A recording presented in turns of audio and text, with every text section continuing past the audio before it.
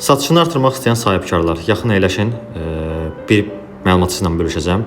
Biz əsasən nə edirik? Yeni müştəri cəlb etmək üçün hansı kanallardan istifadə edirik? Metadır, yəni Instagram, Facebookdur, TikTokdur. Saytımızdan gəlir, oradan müştərilərin təmasa keçirik, kontaktları alırıq və yaxud da ki, mağazadan əsasən. Və biz həmişə fokuslanırıq. Ən böyük, belə deyim də, sahibkarın elədiyi səhv odur ki, hər zaman yeni müştəriyə fokuslanır və yeni müştərini əsas prioritetə qoyur. Amma məsələ nədir? Gəlin bir dənə gündəlik tutalım, bir tort sifarişi bir mağazasıdır. Nə edir?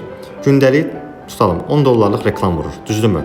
10 dollarlıq reklamdan məsəl üçün 10 nömrə götürür bu. 10 nömrədən ən yaxşı halda, yəni 1, 2 nömrəyə biz satış edə bilərik. Qalan isə 8, 9 nömrəmiz satış eləmirik və sadəcə informativ bir nömrə olur. Əsas məsələn elədiyimiz səhv nədir burada sahibkarların? Biz burada bu zibil kutusu qoyuram, bu nömrələrdir. Biz bu 8-9 nömrənin hamısını atırıq zibil kutusuna və fokuslanırıq hər zaman bu 1-2 nömrəyə. Hər gün 10 dollar reklam vururuq və biz deyirik ki, hər zaman yeni bizə 1-2 nömrə gələcək və biz buradan satış edəcəyik. Amma düşünün, artıq sizin brendinqizdən tanış olan bir müştəri sizə artıq yazıbsa, artıq sizdə kontaktı varsa, o sizin hər zaman müştəriniz ola bilər. Və biz bunun üçün təklifimiz nədir? Yəni mən özüm də öz biznesimdə bunu istifadə edirəm. Nə edirəm? Bax, gəlin söz təcrübəmi bölüşüm. Mənim bir CRM-im var. CRM-i olmayan bunu Excel-də də istifadə edə bilər. Excel. CRM və yaxud da Excel hansı varsa, müştərinin adı, soyadı, nömrəsi, doğum tarixi. İndi biznesə görə bu dəyişə bilər. Bu hansı data ona lazımdır. Bunu topladım mı? Əla. Və mən nə edirəm? Gün ərzində mənə yazmış, amma məndən məhsul almamış müştərilərimə, müştəri deməyim də, yəni insanlara təzədən xatırlatma mesajı göndərəm. Onlara mən müxtəlif kampaniya göndərə bilərəm, onlara mən müxtəlif bildirişlər göndərə bilərəm. Hətta mənim öz müştərilərimə təkrar satış edə bilərəm. Yəni bu biznesə görə dəyişir. Ona görə də nə edirik biz? Mən tutalım, burada yəni sizə az gəlməsin. Əgər gündəlik 10 nömrə alırıqsa, bu aylıq 300 nömrə eləyir.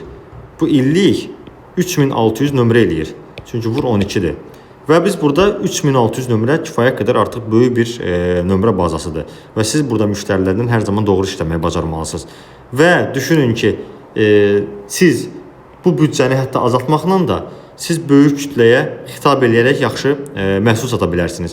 Bunun üçün nə edirik? Mənim WhatsApp toplu mesaj,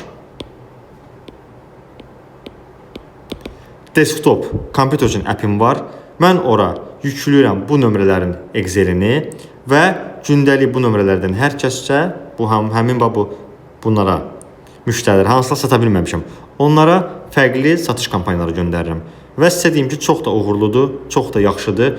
Müştərilərim artıq girirlər, profilə baxırlar, maraqlanırlar, yeni kampaniyalar, yeni məhsullar haqqında məlumat alırlar və mən orada konvertasiya reytimi artırıram. Və belə deyim, 10 dollarlıq gündəlik reklamı işləyirsə, oradan yeni satışımı eləyirəmsə, qalan satışlarımı da çalışıram artıq mənə köhnədən yazan, məni tanıyan və məndən məhsul almaqda maraqlı olan müştərilərimə satmağa.